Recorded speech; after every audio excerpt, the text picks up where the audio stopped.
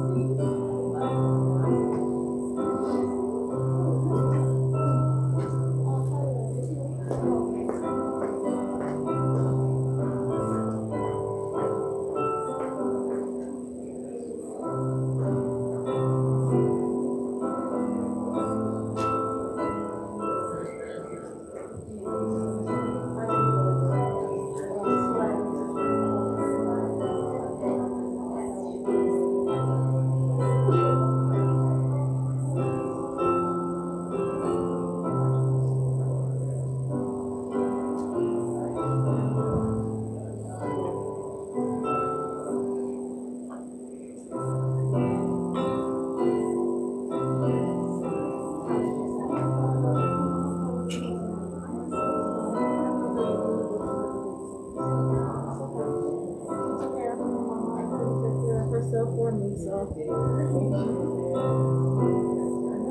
I used to get it off the side of the table in the morning. You heard Stephanie, and sometimes Sharon having y'all morning coffee. So.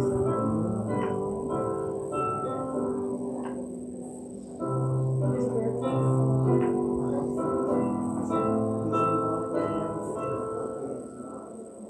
I'm gonna say.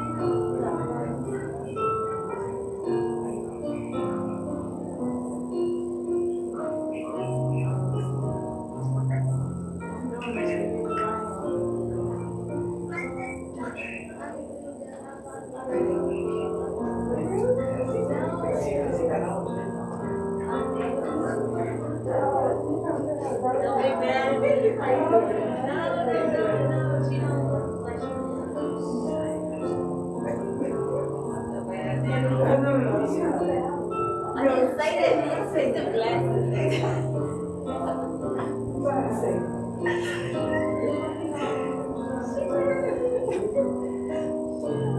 It's okay.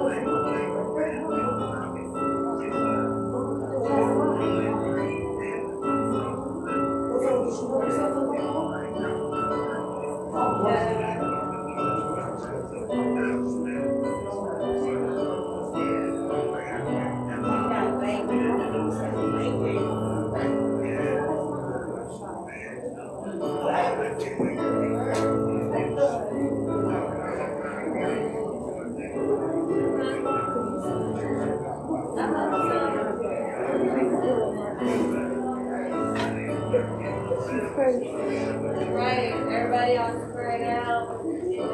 Talk about it, like everybody knows it's always something like this that makes us all come together.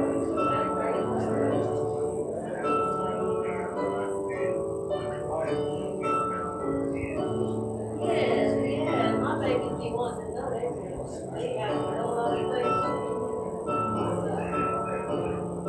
Yeah, they be wanting to know. Especially my daughter. She'll be like, well, how you get AD? Tell me a story about how you grew up. Yeah.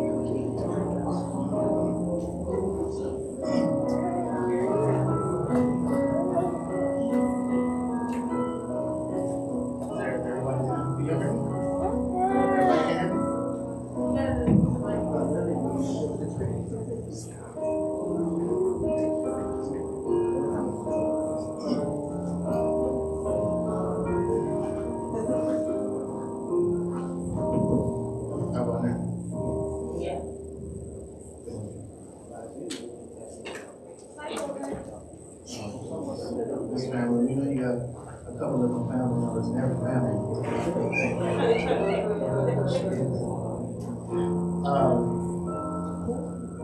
Just wanted to say a few things, hopefully to get us started off.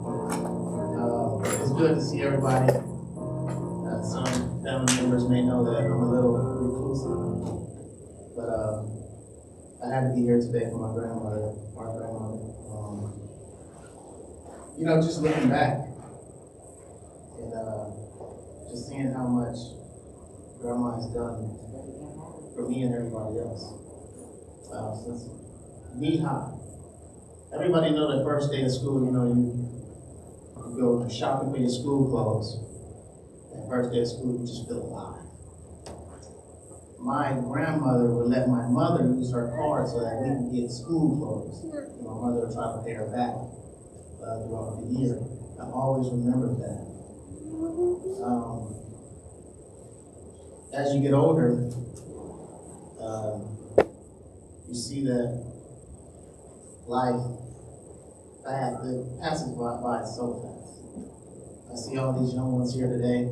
I mean, Grandma has affected each and every one of us here today. How peaceful she was. How loving she was. I don't know if I ever heard Grandma get loud one time. I know she has. Probably. I've never heard. I remember when I had to reset my life, and I asked Grandma, Grandma, I need to stay with you.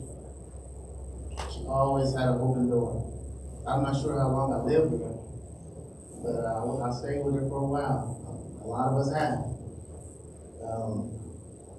But Grandma never gave up on me. Grandma would always talk to me about Jehovah, about what she believed. I used to have a Bible studies with her in elementary, and I would fight it. I didn't know. But I did.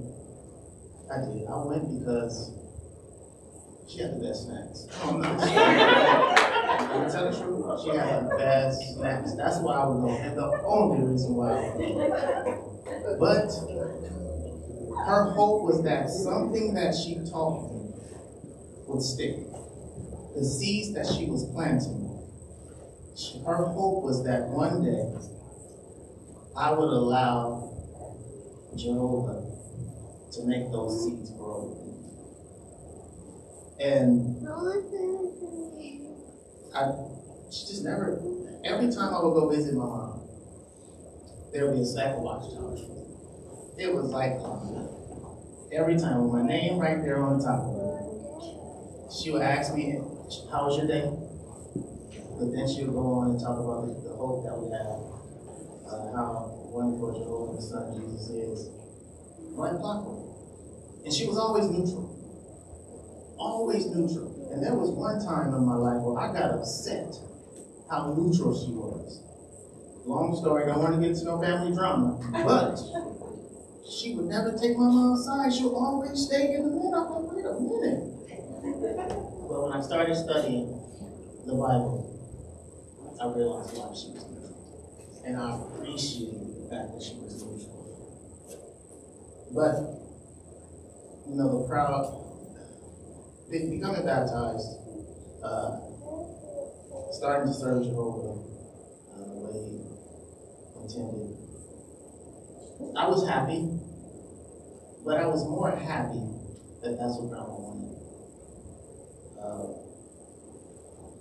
There's been many occasions where, honestly, I viewed Grandma as perfect. I was just talking to Junior in the back.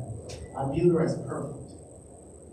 So, because I viewed her as perfect, I would avoid her.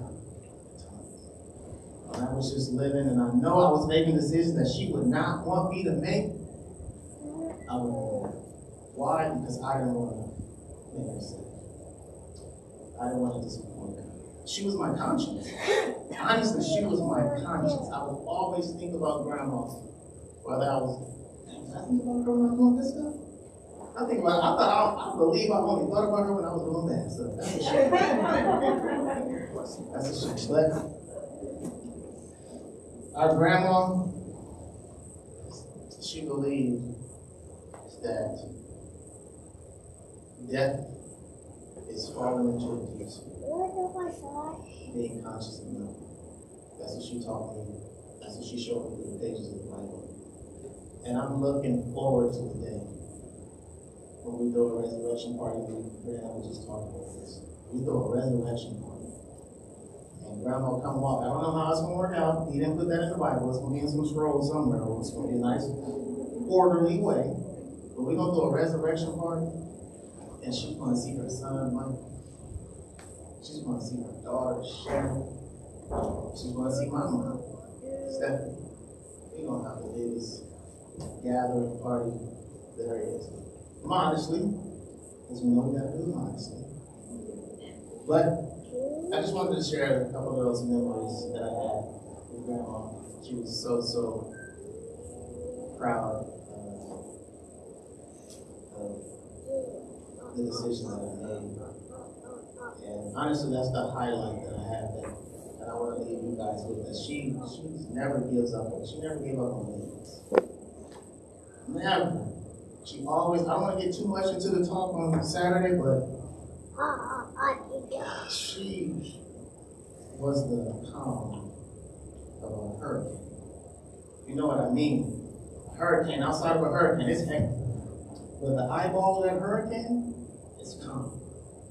So our grandma, Mom, was the eye of a hurricane in the sense that when our life is spiraling around us, you go talk to her, you feel like nothing else is going on around you.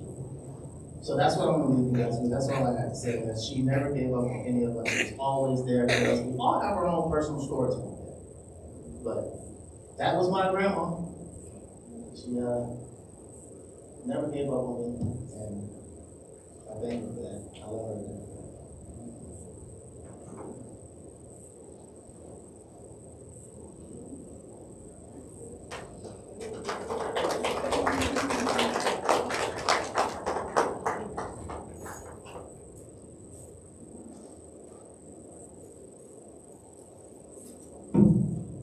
Well, I'm the daughter amongst a lot of grandchildren that's still here for her 5 kids. And you guys will ask the grandmother. And usually when it's a grandmother, you get all the goodies and things. But when you're the kids, it's a And I remember my mama coming up with her 5 kids. She was a very, very strong woman. She went through a lot with her children and with her marriage and things. She had her first 2 children, Sharon and Stephanie, when she was still living in Louisiana. And she always said, I wanted to stay in Louisiana, but Leroy followed Clarence, and that's Kiana's grandpa, and Vita's daddy said he followed Clarence, his cousin, and Clarence wanted to live in California, and he said, Heavy, come on and move to California, come with me. And my mom said, oh, I don't want to move to California. He said, no. Cuz said it's good for us to move to California. So, and my mom, she packing up and she moved on out here to California. And her sister Eloise came along too with her. And so they both settled out here in California. And then she got a brother named Lee that also came and followed him, came to California. And there was another brother also named Herman that also left Louisiana and came to live in California. And they mostly settled in LA. And Grandma was in LA at first, but then she decided to move to Pasadena. And I think that probably was after Greg and myself was born, because most of the memory that I have is down there in the sort of like the southern part of Pasadena, down by Fair Oaks and Central Park on the Lacey Street and Dayton Street and Valley Street. Before they moved all that stuff that they had down there now, it was so peaceful and so beautiful for us. My mother loved it down there. We loved it down there. guys might know of Alana's Market down there on California, across the street from Huntington. That used to be my elementary school called Field Elementary. Now I remember when I was going to kindergarten for the first time. My mama walked me the first day now. Okay, when I started kindergarten, I was only 4 years old. My birthday didn't come until November. So September, I was 4 years old. I went to the morning classes for 4 hours, and she dropped me off at 8 o'clock, and she was supposed to come pick me up at 12. And so she did the first day, and so I'm all happy. Now I'm home. Second day, there was nobody there. And I'm like standing out there, and I'm crying. And they said, "Little girl, what's wrong?" I said, "My mom's not here." And they said, "Oh," they said, "Well, come to the office." They called my mom, and the mom said, she comes on over there to get me. She said, "Why are you crying?" She said, "You see that little girl right there walking? You see Pat? The little girl named Pat." She said, "Hey, you see how she walking home? My mama not walking with her. You just walk down the street there." And I'm like, "Yeah, but I was waiting for you to come and leave." He said, "No, you said you go walk with Pat. Go talk to Pat." So I talked to Pat, and so me and Pat began to walk home together. But I found out, I knew why Mama didn't want to come at no 12 o'clock, because that's when her soap operas came on. I was messing up her little soap operas, so she wanted to see her little soap operas. But I started walking with Pat. It was good. She taught us a lot. That's one thing, she taught us how to be more independent and strong and stuff. I remember how she would say that Sharon was very, very grown and fast. Like as a little baby girl, she did everything quick and fast. She said that she was bringing us all home one time on a train from Louisiana to bring us back to California. She said how Sharon was little, barely walking, but was walking real good on the train, wouldn't fall. And one time she had all of us together, and some people would look at her and say, "Are those your 5 kids?" And she said, "Yeah, they're mine." And she was like, "Well, how do you get them to sit there so nice and quiet, and they won't even move or make noise?" She said, "Oh, I have my ways." And we knew what those ways was, and some of us carried those ways to our own children. And I know how my kids say, "Well, where do you get that pension from?" I said, "That's a quiet way of telling you need to calm down and you need to straighten up. It's a quiet way of doing it." And I said, that's what my mama would do, when we get to acting up, she did it in a nice little quiet way where we knew we needed to straighten up. And she was a very, very strong woman. She went through a lot. I'll never forget the time. And I would also say that once we had to be pushed up to the north end, they pushed us up in the year of 1970 to the north end of Pasadena. Our first place was on Washington West, the apartments there. And she did not want to come up there, we did not want to come up there because we couldn't have animals, and we had a beautiful little dog named Black. But they said we couldn't bring any animals with us, so we had to sadly give Blackie over to another family. But when we came up on that end, my father came along with us, and things was good. I remember Stephanie and Sharon, they were teenagers at that time, and that's when we met the kids up on the north end. Well, Stephanie met Kenny, she was about 14 years old, and Sharon was 15, and she met Kenny's cousin Lance. Like want to be like their little boyfriends and stuff. And my father said to my mom, "You better make sure them girls don't be out there talking to the boys." And she goes, "What you talking about?" She goes, "Stephanie and Sharon, I think they out there trying to talk to them boys, And Mom said, "Well, I already told them, so they know better, and stuff." He goes, "When it started getting kind of late, I'm gonna go out there looking for them." And she goes, "Well, look for them then." So he went out there looking for them in the apartments, and he said, "Stephanie," he said, "Sharon," he told him, "Get on in the house. See you over there talking to that boy? Get on in the house." Stephanie, right away she started running to the house, getting to the door. Sharon, she's more cool. She gonna take her time. He goes, "Oh, you gonna take your time, huh?" So he had like a little switch in his hand, but he gonna pop her on her leg, and she's still taking her time. That's one thing about Sharon. You just couldn't budge her. Even my daddy knew it too. He just could not budge Sharon. And she took her time, you know. And then later on, you know, Stephanie ended up marrying Kenny, and you know, and Sharon, of course, she met her husband later on in life. And I remember when we were little, when they were still teenagers, they started studying. My mama would always say that you can't start studying until you're 12 years old. You know? And I'm like, 12 years old? Yeah, she always said, you gotta be 12 years old before you start having Bible study. So there's this Sister Brown's daughter used to come, Carolyn, and she used to study with Sharon and Stephanie. And I remember, oh, she's so pretty. She has this little long, pretty hair. And I said, oh, she's so pretty. I wonder why I can't study with them. I said, you gotta be 12 years old. Oh, okay, you know. And so Sharon eventually became baptized, and Stephanie a little bit later, but they began their studies of the Bible, like Colton was saying. Grandma kind of like was trying to study him a little bit and stuff, and then she kept encouraging him, but that was her thing. She kept encouraging the children to study God's word of the Bible, come to know Jehovah, and give your life, you know, to him and serving him and all. And that's what we really know.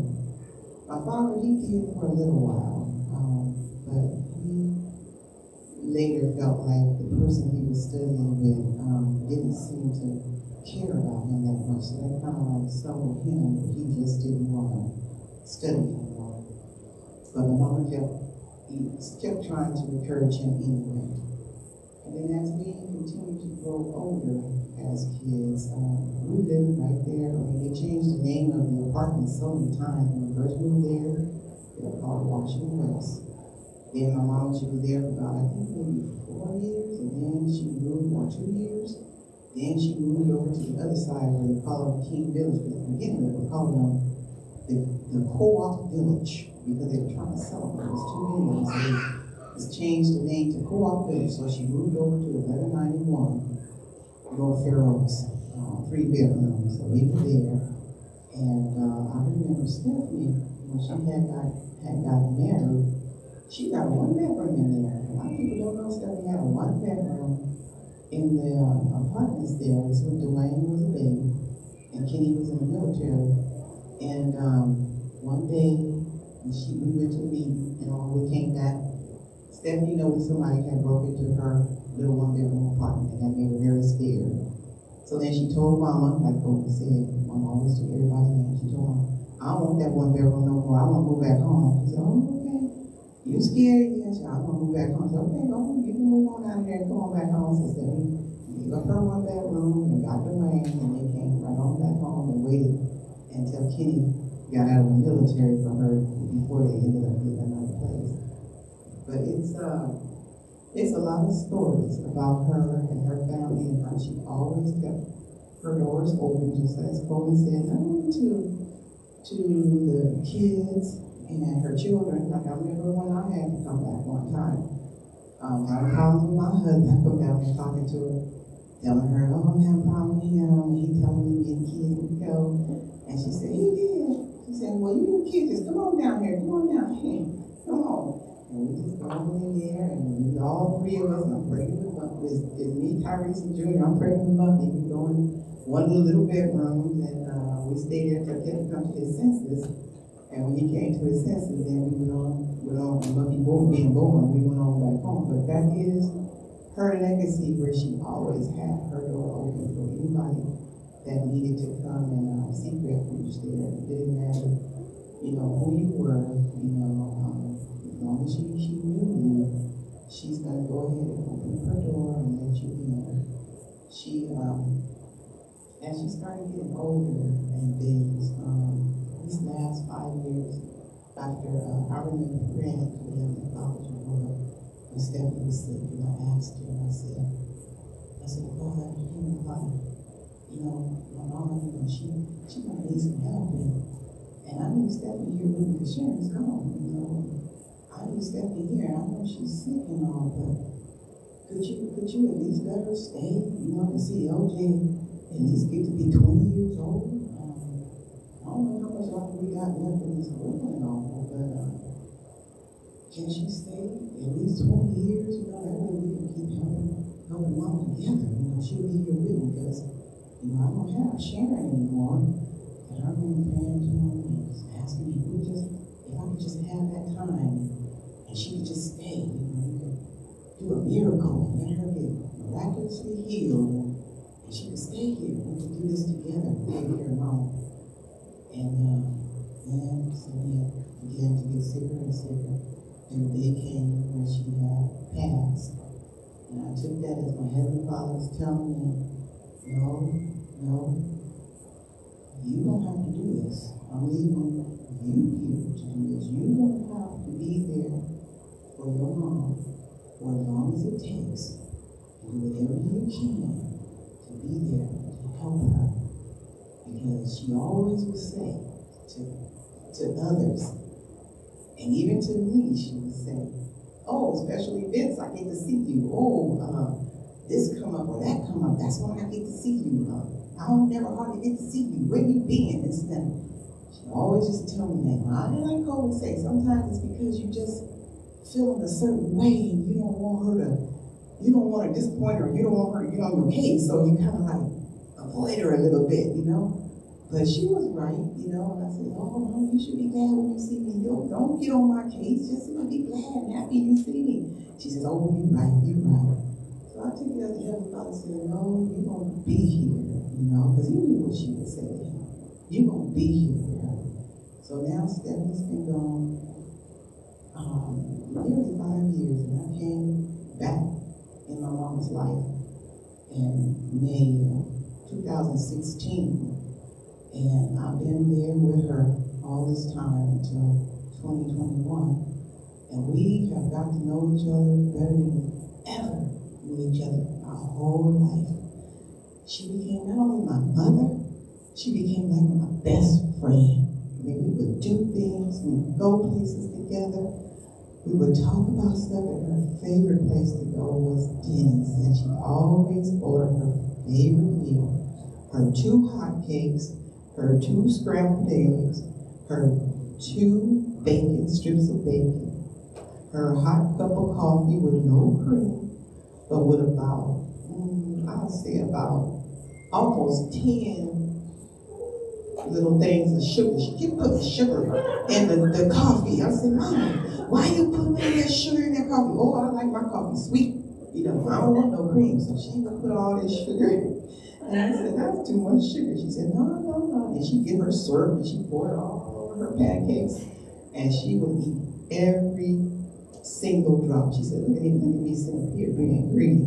I said, no, because you don't get to have it that much. It's like your biggest meal that you have for the day, you know. So every time she said, do I have a doctor's appointment? And I says, no, we don't have one this time. She goes, well, when do I have one again? Because I'm ready for my Denny's. Because every time we go to the doctor, we go to Denny's afterwards. So she always said, when is my doctor's appointment?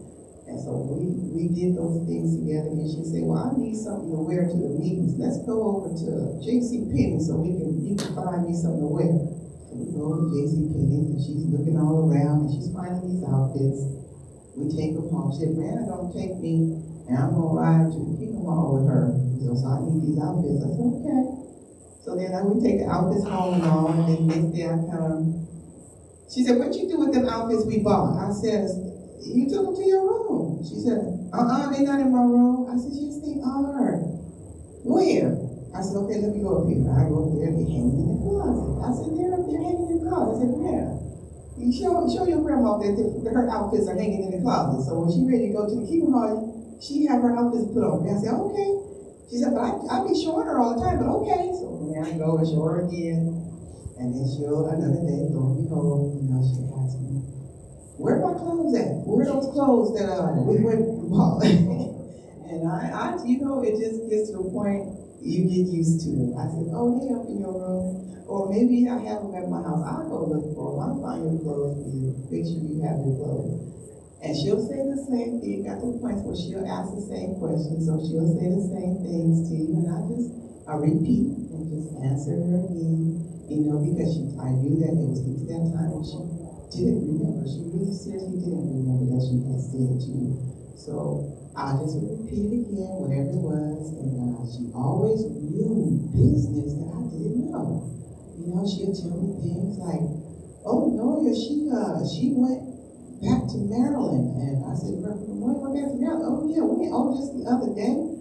I said, "How do you know these things?" You know, and she goes, "Oh, they told me, they be calling me and telling me." I said, "Oh, okay," you know, and then she'll tell me, even when she was in the hospital, I went to visit her, she said, "Oh, Rachel done went done moved away. She done went out there somewhere out to Maryland or something." I said, "Rachel went to the Maryland area. Are you sure?" She goes, "Yeah, that's what they told me." I'm like, and I'm not knowing this, but she always knew the business. The grandkids would go to her and tell her the business. She always knew what was going on. And she was always a very strong woman. But, you know, as the time came getting closer and closer for her she started to get tired. I could see she was just getting tired, you know, and all. And I knew I had to pray, and I had to thank the Heavenly Father for the time that He allowed me to be with her, you know, and spend time with her. And I thank Him so much for these past 5 years, because these past 5 years meant a whole lot to me. I know I was asking Him to have Stephanie stay with me, but I know He had other plans for Stephanie. And I know that Stephanie was there with her for quite some time. And Stephanie came back and rekindled her love and everything for Jehovah. She had some time with her. They were going to the meetings, take the kids and all. So I knew that He felt that Stephanie did spend her time with her, but He wanted me to spend some time with her and to get to know her. And then she also got to know my husband, Art, which is a Hispanic man. And I remember the first time she met him, she looked at him, she go, "You go sit over there." And Art said, "Why she talk to me like that?" And I'm like, "Well, no, she just got to get to know you, you know." And she looked at me and she goes, "Well, where is Brother Smith?" I said, "Brother Smith?" I said, "Well, he's over there at his house, you know, and stuff." And she goes, "Oh." She goes, but she didn't know Art that well. So as time went on, Art would go around, and Art got to know her, and Art would take her Big Macs, and I didn't know that. And I said, "Art, don't take her no Big Macs. She can't be having no Big Macs." And he said, "But that's what she asked for." And then my mama said, "Don't be telling him he can't bring me no Big Macs. He can bring me Big Macs." You know, I said, "But you shouldn't be eating Big Macs." She said, "Yes, I can eat some Big Macs. Don't tell him that. I like my Big Macs." I said, "Okay. All right, Art, you don't do what she tell you. I'm not going to mess with that." But he got to know her real well, and it got to the point that he got to know her and get on her good side, to where she always, Kobe said she didn't take no sides. Well, now when it came to her kids, because Art was right and I was wrong. And I'm like, wait a minute. He telling you this, yeah, you be nice to him. He say you not being nice to him, you be nice to my son-in-law. I said, "But Art don't tell you everything." He says, "Oh, yes, he do. I know you." She always tell me, "I know you. Oh, Art, I know my daughter." And I'm like, "Oh," I said, "Okay." I would go over and look at her and say, "Okay, that's okay. That's okay. You got to come home with me. That's okay." But those are the wonderful things that I remember in these last 5 years of my mom. And like I said, she's more than my mom. She's my everything. She's became my most best friend that I can ever say that I ever had in life. And you know, I'm gonna miss her and miss going out. Look like she's ready for us to go out. They did such a beautiful job. Yeah, she just looked like we're ready to go out and spend our day together. But I look forward to that and God's beautiful kingdom arrangement of the paradise earth and all. We'll be able to do those things and forever and ever, and it will never have to end, along with the rest of them, the rest of my family members and all the others. That's about all I have to say.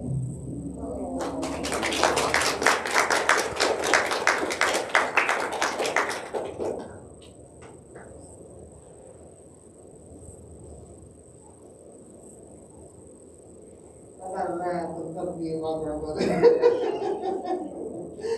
did all the piece of work for the family, for my mom and my grandmother. You know, one thing about my grandmother, she knew me oh so well, and I have to say that I'm proud to be the first granddaughter of my grandmother, of the oldest and starting out the generation. We gotta keep it together as a family, and I'm working on that in the future. But my grandma, I was able to come tell her some of my wildest stories that I could never tell nobody in the whole world. And she would sit there and she would listen, and she never had any judgment when it came to me. And she always told me, she said, boy, you didn't just become this way now, all people see. I've been knowing you since a baby. And you got that blood in you, right? It didn't just get started now. You've been crazy since a baby. You said all the little kids with the Kingdom Hall had to pick their kids up because you go around biting all little kids and everything. Everybody had to pick their kids up. She said, honey, this didn't just start. So these people talk about everything that started with you now. This didn't just start now. It's been part of you ever since you've been a baby and everything like that. So I enjoyed that. And also my stew. My grandma loved the goosey soup from Nigerian spinach and tomato and onion and fufu. She loved fufu. So I gotta make some of that so in her memory for us and everything. So I mean, we have some time together.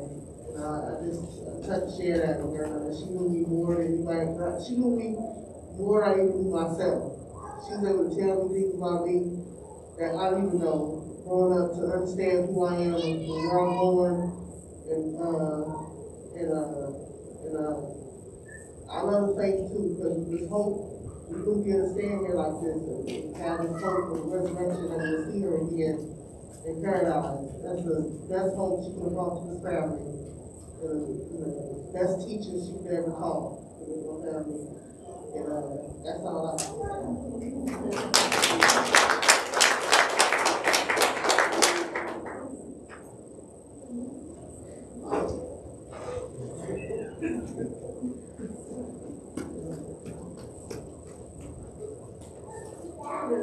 So I'm Kiana. As Angela said, Grandma's my cousin, great cousin, but she was my grandmother. So,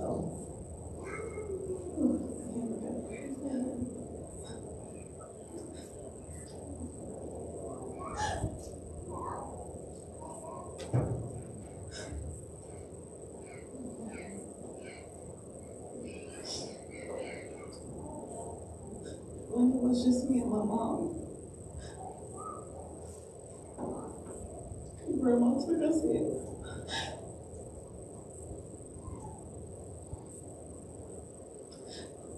Many nights she made a scared young kid to feel safe when my mom went through her own troubles. I always felt like the outcast of the family. I didn't quite understand how I fit in. But Grandma always handled me with care and love. She was amazing and strong.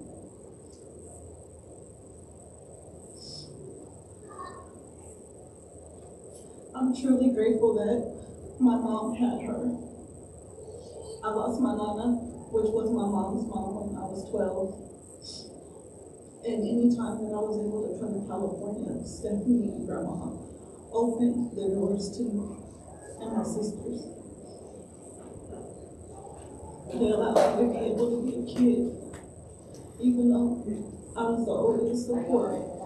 And I had a lot of responsibility as far as helping my mom take care of my sisters. Grandma and Stephanie were often upset my mom and take some of that pressure off of me so that I could run around with my cousins when I would come into town for summers.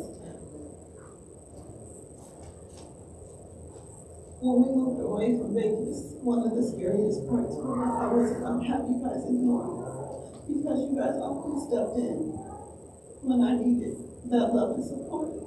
But every time I talked to Grandma, I knew that no matter what, she would be there for me. When Stephanie was sick and I was coming at times to visit with Stephanie, Grandma would often, I would check in on her, and I always ask her if she needed anything or if she wanted anything. And she would often say no. She would always pretty much turn it down. She would tell me she had her chicken feet in the refrigerator, which I was like, oh. Okay, but I would always try to offer her or try to get her to tell me that I could go get her something. And the one thing that she would get excited about was the Big Macs. Big Macs, and then I would say, okay, Grandma, like, do you want the meal? Do you want it a large? A meal? I can have fries too? Yes, Grandma, I'll get you fries. And what kind of drink do you want? Oh, a Coca-Cola. So, I love you guys. Like, you guys have been like the best part of my childhood and my memories. And unfortunately, you know, this next generation doesn't get to know how close we were growing up. But we have to do better so that they can have that bond. So that the times that we come together aren't always on the terms of someone going away and no longer being with us. So I just want to tell you guys that I love you. Love you too.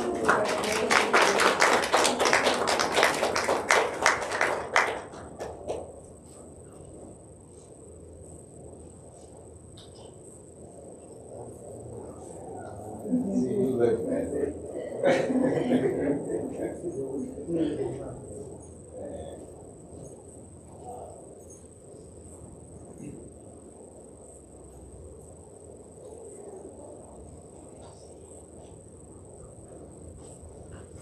Even now, I feel like she waiting for me to do something wrong. Got her eye on me right now, but I tell you. When it comes to feeling love, man, I think we all know exactly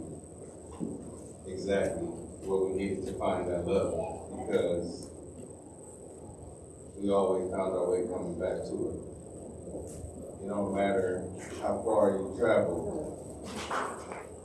how many miles is in between us. We always knew that phone call with Grandma was going to put you right back at home where you needed to be. I'm very grateful that I got to come home and spend that extra time with her, because I felt like I lost a lot of time in these last few years, especially 2 years. I got to listen to her. She talked about all of us, honestly. And her love for us, man, I can't even put it into words how much she loved us. How many sacrifices she made, not just for her kids, for her grandkids too. I mean, I always even wondered why she wouldn't leave out of the came back, why she stayed all them years. I couldn't even, I tell you the truth, I couldn't stand being there after so many years, but she made it seem not so bad. She made it seem like you could go in a place like that and it actually feel like home. I felt comfortable, I felt safe, I felt secure, I felt all these things, and I noticed that we all did too. Every time we came around this room. She taught us the importance of keeping your door open. And keeping your door open is, honestly, you don't gotta understand a person's situation. You just gotta be willing to be compassionate. You gotta be willing to care. Each and every one of us right now needs somebody to care. Each and every one of us right now wants somebody to care. And all of us is here right now because we all care. And the ones that's not here right now, trust and believe, they care too. Don't try and discount them. Sometimes life make it a little hard for us. I was gone for over 7 years. Trust and believe, I tried hard to get home every day. They was like, no. But I love this woman, and I know she's loved us. I don't want none of y'all to walk out of this place feeling like how Kiana was just saying, like we was like a portion of an outcast or something like that, because we ain't never been that. I remember growing up, it was just us. You know, Noelle, Rachel, Kiana, Muffy, me, Tyrese, Colvin, Corey, and Dwayne. Tyrese, you know, and it was just us. We ain't had nobody else. And I look at all these grandkids. I look at how big this woman's family became from just her. We got all these different families in Pasadena with these big names. All our names are different, but we a big family now. And we came from this woman right here, little video woman. You know, you say you never heard her raise her voice. I heard her raise her voice a few times. Boy, she made sure you hear. And she made sure every time she raised it, she's talked sense. She used to always say, bought sense is better than taught sense. That was one of her sayings that she said, bought sense is better than taught sense. I didn't understand that for a while. Sometimes I used to take offense to it because I felt like I'd do something and it didn't go the way I intended. And when I thought that she would be there to kind of console me about it, she said, bought sense better than taught sense. And I was like, well, hold on now. But I started to understand that in the end, she's saying that that actual life experience means so much more than what people tell you. Because now you know it concrete. I know what it is to love somebody now. I know what it is to be loved by somebody. And I'm not going to forsake that anymore. You know, it's part of the reason why I'm here today. It was hard for me to get here too, just like the rest of us. You know, it was hard, but just like you said, she taught us to be strong. I saw it in Sharon. I saw it in Stephanie. Every time I think about Michael, man, I ain't gonna lie, all I can ever think about is keep the change. That's just everything. I used to love hearing that, keep the change, man. He used to have us going to different cherry plans and ices, and you know, she always had her door open for her son. Never closed the door on her son. And when he passed, she was right there. She was right there for every last one of her children. She led by example. So I feel like I want to follow that example. I want to be there for my cousins. I want to be there for my nieces and nephews. I want to get myself in a position to where she had herself. Can always be relied upon. Can always be trusted. That's the most important thing that I feel we can do from her. That we really start to embrace this bond that we have with one another. I see all of these beautiful different shades of brown in here. You know, I think about how she accepted art in. It was funny too to me too. But boy, I tell you, she loved her some art. Ain't nobody tell her nothing about art. I know that from personal experience. You know, he has been there for her, through and through. There were times he'd come bring her food. I'd come by and bring food too, and she had already ate, and I'd be looking at him over there asleep on the couch, and I'd just start eating the food up that I done brought her to myself. And it was just nice to know that she was very, very taken care of.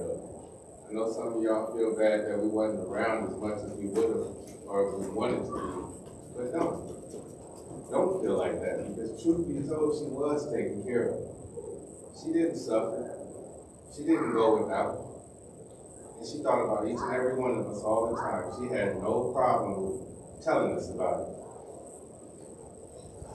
So if you feel any type of way, if anything, just come together towards your family for those who are still here. I was just talking to Sammy outside about it. I don't know if he even like being called Sammy no more. I might have to start calling him Famous now.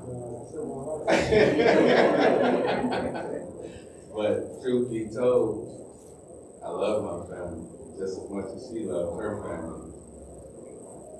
It's important that we show that love, not to just say it, that we feel it, that we express it, and we personify it each and every day. And even if it's just a phone call, text message or an email, you know, that's what's important.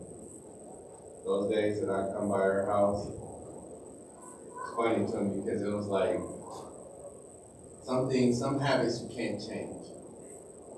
So one of my main habits with grandma was every time I came over, I go straight to her trash can before I even look and say hello. Half the time I wouldn't even say hello to her. I'll be straight to the trash can because I knew to empty that trash can. I knew that from a kid because when Kobe talked about them snacks, how she had the best snacks, he not lying. And we all knew where that jar was. She kept a jar of cookies. And I used to stay in that jar of cookies. And every time I got in that jar of cookies, she said, "Yeah, you empty my trash." You empty my trash can before you go out there and touch me with cookies. Well, I said, man, I learned. So to this day, you know, even when I went in there when she wasn't there, still went and looked in that trash can and made sure I emptied that trash can. And I take that as something very important to me because even when I go to my friends' houses now, I do it at my friends' houses. When I go over to their house, I look at their trash can and I empty it. If I go to my family's house or whatever, I look at their trash can and I empty it because it's something that my grandma instilled in me. And I'm grateful for it. It was a time where she taught me about forgiveness. And this is something that's really important because I know that we get upset with each other from time to time. You know, we really get upset. We get upset with each other from time to time. There was a time when I was very young. Hoping to tell you about this. And I had kept popping up with these quarters to go play Street Fighter at the Jackie Robinson Park. Boy, I just kept popping up with these quarters. Kobe was like, "Why you keep getting these quarters?" And I didn't want to say. I just knew I had quarters. And then I was going buying us chips and stuff like that, and sodas and stuff. But truth be told, I was sneaking into grandma's house and stealing money out of her mattress. Straight to truth. That's what I was doing. And after I stole that money, I'd go out there and spend it all with my cousins. And I remember when I finally got caught. Because, you know, everything done in the dark gonna come to light. So you're gonna get caught. I sure got caught. And I remember my mom told me, she looked at me and she said, "Boy, you want to hurt your grandma? You know, you stealing food out of her mouth and this and that." And man, I'll never forget how bad I felt. I started crying. I was like, I don't want my grandma to hurt. So I went to my grandma and I told her the truth, that I had been doing this and I'm the reason your money been coming up missing. She didn't yell at me. She didn't try and whoop me. She did nothing. I believe that's when she first started telling me about emptying that trash.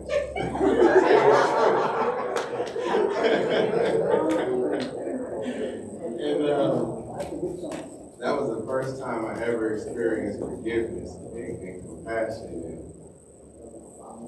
I truly, truly wanted to show her that I could do more, that I could be more. So sometimes in life we forget about what's important. We start thinking about our jobs, we start thinking about our bills. But what's important is family and the lessons that we learn being a part of this family. Those are the things you don't want to forget. The bills won't always be there. Expenses won't always be there. Problems won't always be there. But family dies. Family ain't gonna always be here. I really would like for us to take advantage of it. Same way Keanu said. Take advantage of the fact that we're all still here. You know, we got my mom and we got Greg left. This is our opportunity to show. We live by example. We still got them, so when we in doubt, you know, we can always come to them. When we in doubt, you know, we can always come to Noah too. Noah shared all kinds of crazy stories with grandma. So we know that Noah got some wisdom in there too. You know, and I always thought about that. I think about two young ones, you know, Tiffany, Tajay, Matisse, Sammy, Davion, Marius, Kaden. Yeah, I see you, Amani. You know I'm going to say, I saved you for last, almost. You know, Jeremiah and LJ and Prince is after you, but the point that I'm making is that y'all need guidance too. I know y'all think y'all know it all just the same way we think we know it all, but my mom always knew more than me. Just like Greg, and we need to learn how to heed their advice like y'all need to listen to us, and we're going to step it up on so many different levels. Because this is how we were raised. We were raised to be a unit, to be strong, to have love, and forgiveness for one another. Even when we get upset, to embrace one another. That's the example that she led by. She never closed her door to anybody, even when she was upset. So that's the example I would like to walk by. I hope everybody will walk by that. So that's all I got to say. You're welcome.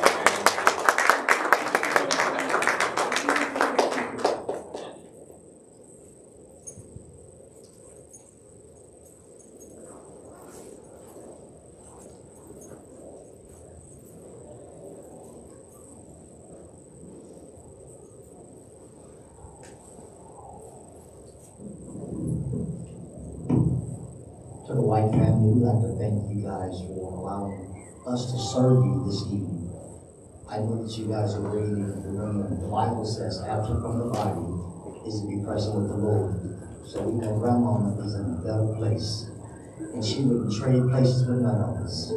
She paid her dues. And I thank each and every one of you for giving her kind remarks. And I will follow her footsteps. She puts love on planet Earth. And if we follow her footsteps, everything's going to be all right. We're praying for you and the family. God bless you. We'll see you guys tomorrow at 6 p.m. You guys have a wonderful evening. Amen? Amen.